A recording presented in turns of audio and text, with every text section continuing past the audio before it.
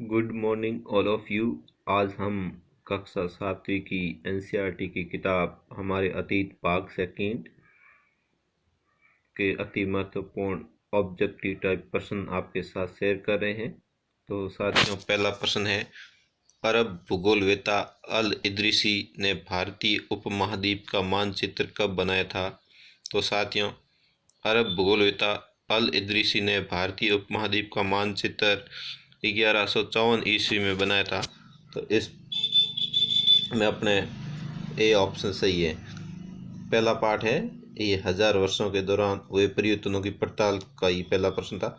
अब बढ़ते हैं दूसरे प्रश्न की तरफ। इसमें है, सही सुमेलित कीजिए। तो साथियों, इसमें सही सुमेलित करके ही हमने यहाँ लिखे हैं। गुजर प्रतिहार ये राजस्थान और गुजरात से संबंधित थे। राष्ट्रकूट पश्चिमी दक्कन से संबंधित थे। पाल ये बंगाल में थे। चोल तमिलनाडु में थे।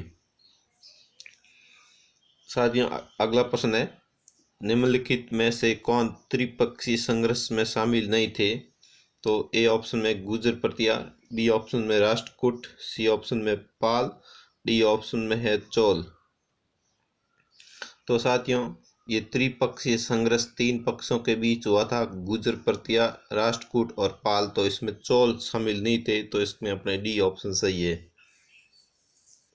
और ये साथियों 200 वर्षों तक चला था त्रिपक्षीय संघर्ष, और अंत में गुजर प्रतिहार इनमें विजय हुए थे। अगला प्रश्न है, किताब अल हिंद के रचनाकार कौन है? तो साथियों, किताब उल हिंद भी कहीं लिखा होता है, कहीं पर किताब अल हिंद लिखा होता है। किताब अल हिंद के रचनाकार अल बरूनी है। तो इसमें अपने बी ऑप्शन सही है। प्रश्न संख्या 4 पे बी ऑप्शन सही है। अगला प्रश्न है, किताब अल हिंद किस भाषा में लिखी हुई है? तो साथियों, किताब अल हिंद अरबी भाषा में लिखी हुई है। तो इसमें अपने सी ऑप्शन सही है। अगला प्रश्न है, सोमनाथ मंदिर कहाँ स्थित है? साथियों, सोमनाथ मंदिर गुजरात में स्थित है। तो इसमें अपने बी ऑप्शन सही है। सोमनाथ मंदिर को मोहम्मद गजनवी ने 17 बार लूटा था। अगला प्रश्न है, तराइन के प्रथम युद्ध में कौन विजयी हुए? तो साथियों, तराइन का प्रथम युद्ध मोहम्मद गोरी और पृथ्वीराज चौहान के बीच हुआ था, ये 1191 ईस्वी में हुआ था। तो इसमें पृथ्वीराज चौहान विजयी हुए थे प्रथम युद्ध में, और तराइन का दूसरा युद्ध 1192 ईस्वी में हुआ था, और इस तराइन के दूसरे युद्ध में मोहम्मद गोरी विजय हुए थे। अब बढ़ते हैं साथियों, अगला पाठ है, दिल्ली के सुल्तान। पाठ संख्या 3 है। पहला प्रश्न है, गुलाम वंश के संस्थापक कौन थे? तो साथियों, ए ऑप्शन में कुतुबुद्दीन ऐबक, बी ऑप्शन में Iltutmish, C option Balban, D option Razia, E option में अलाउद्दीन खिलजी। तो साथियों, गुलाम वंश के संस्थापक कुतुबुद्दीन ऐबक थे। तो इसमें अपने ए ऑप्शन सही है। अगला प्रश्न है, निम्नलिखित में से कौन सा सही सुमेलित नहीं है? तो खिलजी वंश, फिर है लोधी वंश, सैद वंश और तुगलक वंश। तो साथियों, तुगलक वंश की स्थापना गयासुद्दीन तुगलक ने की थी। सैद वंश की स्थापना खिजर खान ने की थी। लोधी वंश की स्थापना बहलोत लोधी ने की थी, और खिलजी वंश की स्थापना जलालुद्दीन फिरोज खिलजी ने की थी। तो साथियों, ये ए ऑप्शन गलत है, सही सुमेलित नहीं है।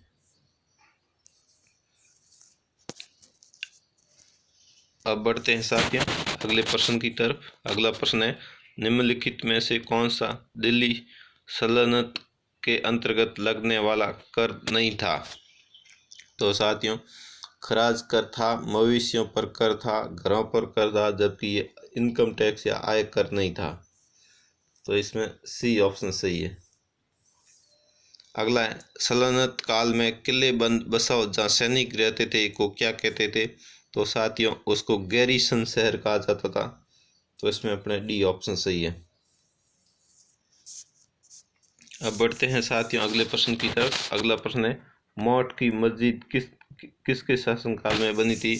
तो साथियों, मौट की मस्जिद सिकंदर लोदी के शासनकाल में बनी थी? तो इसमें अपने सी ऑप्शन सही है। अगला प्रश्न है, रजिया सुल्तान किसकी पुत्री थी? तो साथियों, रजिया सुल्तान इल्तुतमिश की पुत्री थी। तो इसमें अपने बी ऑप्शन सही है। अब बढ़ते हैं अगले पाठ की तरफ। अगला पाठ है मुगल साम्राज्य। तो साथियों, भारत में सबसे पहले किस युद्ध में तोपों व बारूद का प्रयोग हुआ था? तो साथियों, भारत में सबसे पहले पानीपत के प्रथम युद्ध में तोपों और बारूद का प्रयोग हुआ था, और ये पानीपत का प्रथम युद्ध 1556 में हुआ था। बाबर और इब्राहिम लोदी के बीच। तो ये पानीपत के प्रथम युद्ध में तोपों और बारूद का प्रयोग हुआ था। अगला प्रश्न है, भारत में मुगल साम्राज्य का संस्थापक कौन है? तो साथियों, भारत में मुगल साम्राज्य का संस्थापक बाबर माना जाता है। तो इसमें सी ऑप्शन सही है। अब बढ़ते हैं साथियों अगले प्रश्न की तरफ। अगला प्रश्न है, मनसबदार का वेतन क्या कहलाता है? तो साथियों, मनसबदार का वेतन जागीरी कहलाता था। तो इसमें अपने सी ऑप्शन सही है। अगला प्रश्न है, राठौड़ राजपूत संबंधित थे? ए ऑप्शन मारवाड़ से, बी ऑप्शन मेवाड़ से, सी ऑप्शन मतेसी से, डी ऑप्शन कन्नौज से। तो साथियों, इस प्रश्न का उत्तर कन्नौज सही है। इसमें अपने डी ऑप्शन सही है। अब बढ़ते हैं अगले प्रश्न की तरफ। अगला प्रश्न है, सुलह ए कुलह का शाब्दिक अर्थ क्या है? तो साथियों, सुलह ए कुलह का शाब्दिक अर्थ है सर्वत्र शांति। डी ऑप्शन सही है। अगला प्रश्न है, अकबरनामा पुस्तक के लेखक कौन थे? तो साथियों, अकबरनामा पुस्तक के लेखक अबुल फजल थे। ए ऑप्शन सही है। अगला पार्ट है शासक और इमारतें। कुतुब मीनार की पहली मंजिल का निर्माण किसने कराया था? तो साथियों, कुतुब मीनार में 5 मंजिलें हैं, जिसमें से पहली मंजिल का निर्माण कुतुबुद्दीन ऐबक ने कराया था, जबकि अन्य 4 मंजिलों का निर्माण इल्तुतमिश ने कराया था। तो इसमें अपने ए ऑप्शन सही है। अगला प्रश्न है, ताजमहल निम्न में से किस बादशाह द्वारा बनाया गया था? तो साथियों, ताजमहल शाहजहां द्वारा बनाया गया था। तो इसमें अपना डी ऑप्शन सही है। अगला प्रश्न है, कुतुब मीनार की सतह कैसी है? तो साथियों, कुतुब मीनार की सतह कोणीय या वक्राकार है। तो इसमें अपना डी ऑप्शन सही है। अगला प्रश्न है, हौज ए सुल्तानी किसने बनाया था? तो साथियों, हौज ए सुल्तानी इल्तुतमिश ने बनाया था। तो इसमें अपने बी ऑप्शन सही है। अगला प्रश्न है, कंदरिया महादेव मंदिर का निर्माण राजा धंगदेव द्वारा कब कराया गया था? तो साथियों, कंदरिया महादेव मंदिर का निर्माण 999 ईस्वी में कराया गया था। तो इसमें अपने बी ऑप्शन सही है। अगला प्रश्न है, राजस्थान में बूंदी में स्थित रानी जी की बावड़ी का निर्माण किसने कराया था? तो साथियों, राजस्थान के बूंदी में स्थित। तो साथियों, यहाँ से कई प्रश्न क्लियर हो रहे हैं। जैसे एक तो रानी जी की बावड़ी बूंदी में है, और इसका निर्माण रानी नाथावत ने कराया था। तो इसमें अपने ये सही उत्तर है। और अगला प्रश्न है, कुतुब मीनार कितना मंजिला है? साथियों, हम पहले ही बता चुके हैं, कुतुब मीनार 5 मंजिली इमारत है। तो इसमें अपना ए ऑप्शन सही है।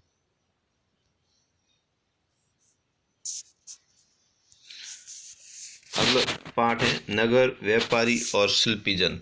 तो साथियों, प्रश्न संख्या पहला है, हम्पी किसकी राजधानी थी? तो साथियों, हम्पी विजयनगर साम्राज्य की राजधानी थी। तो इसमें अपने बी ऑप्शन सही है।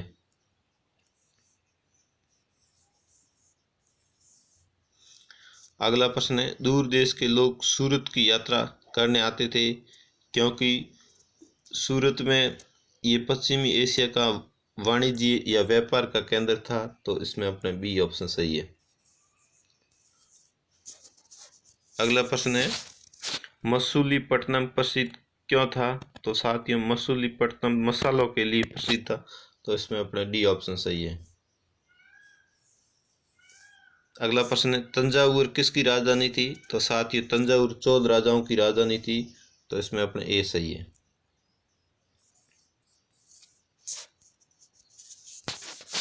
अगला पाठ है, जनजातियां, खानाबदोश और एक जगह बसे हुए समुदाय। तो साथियों, पहला प्रश्न है, पाइक कौन थे? तो साथियों, पाइक जबरन जो मजदूर थे, जबरन मजदूर बना दिया जाता था, उनको पाइक कहा जाता था, इसको बी है। अगला प्रश्न, किस जनजाति ने असम में शक्तिशाली राज्य स्थापित किया? तो साथियों असम ने गौड़ जनजाति ने विशाल या शक्तिशाली राज्य स्थापित किया था।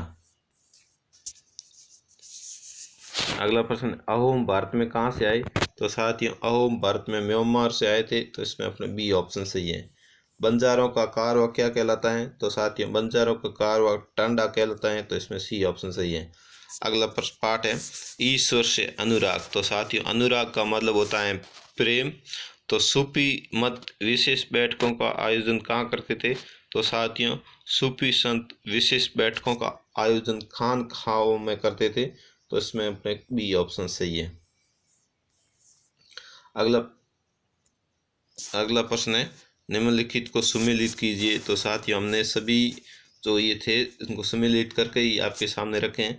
तो सूर सागर सूरदास द्वारा लिखी गई थी, जुल्हा कबीर थे, लंगर गुरु नानक द्वारा शुरू की गई थी, विशिष्टाद्वैत के प्रतिपादक रामानुज थे, अद्वैतवाद के प्रतिपादक शंकराचार्य हैं, गुजराती संत नरसिंह मेहता हैं, और रामचरितमानस के लेखक तुलसीदास हैं। साथ ही रामचरितमानस अवधी भाषा में लिखी हुई है।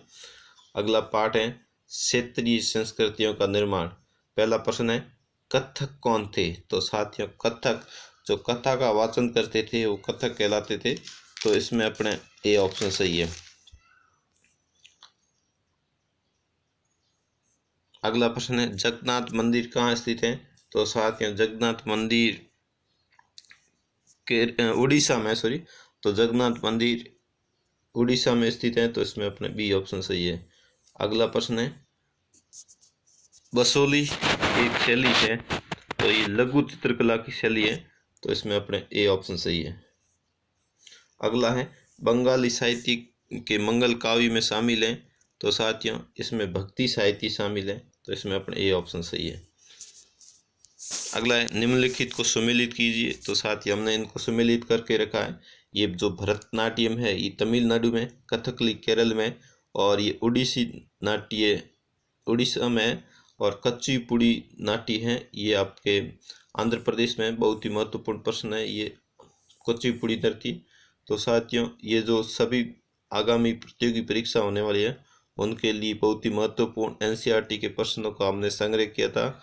और साथियों इससे पहले आप जयपाल सक्सेस पॉइंट के यूट्यूब चैनल पर नए हैं तो हमारे चैनल को लाइक शेयर सब्सक्राइब अवश्य करें।